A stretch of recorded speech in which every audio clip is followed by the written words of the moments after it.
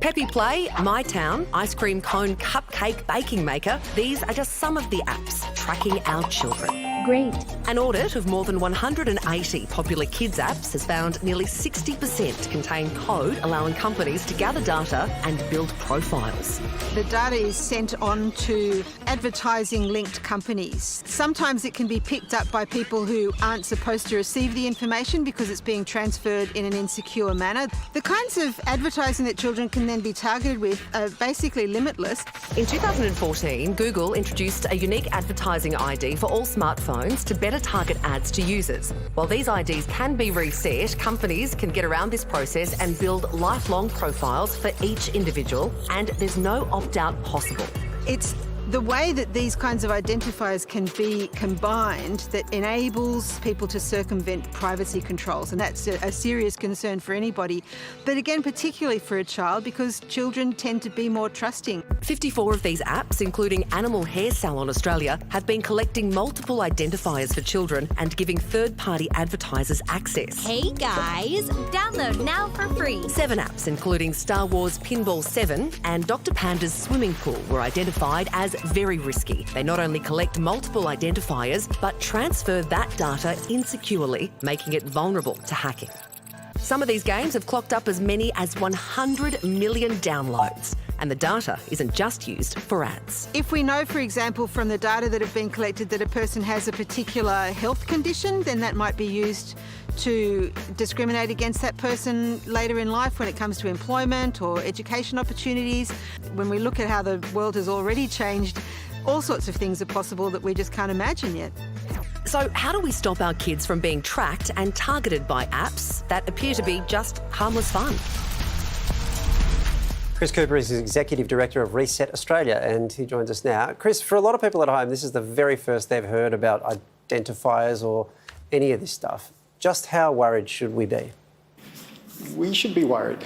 This is a largely unregulated space of companies, big and small, good and bad, that are essentially surveilling children, collecting their data. There's no real rules or restrictions or guidelines. And so what that means is that you've got companies who have an increasing amount of involvement in all aspects of our lives, including our education systems, our health systems, our transport, who have these deep, intimate data profiles of our children and are collecting that data, using it in whatever ways they want. And there's very few protections at the moment. So we should be worried. These apps are designed so you get targeted ads. But is that really a problem? Well, so research that we've done at Reset Australia has demonstrated that you can use the data profiles that are collected on children to target them with specific ads tailored to them based off interests that these companies build into these profiles. So we showed that you could, using Facebook's ad platform, target ads based at children, at 13-year-old girls and boys who were interested in gambling, alcohol, extreme weight loss, with no oversight. If my 4-year-old, for example, is playing on my tablet with my login, how do the companies know how to track my child? Yeah, it's a good question. So the companies track not only the apps that you're using, but also, of course, the content that you're consuming, but also how you're using the apps. And so it's actually very easy for these companies to identify different users on the family iPad because you're using different apps, you're searching for different things, you type differently, you swipe differently. All of these attributes are collected so that they can very easily identify whether it's you or the kids. Sorry. When you say you swipe differently, do you mean we swipe different things, or you mean they can read, like, how vigorously we're swiping or something like that?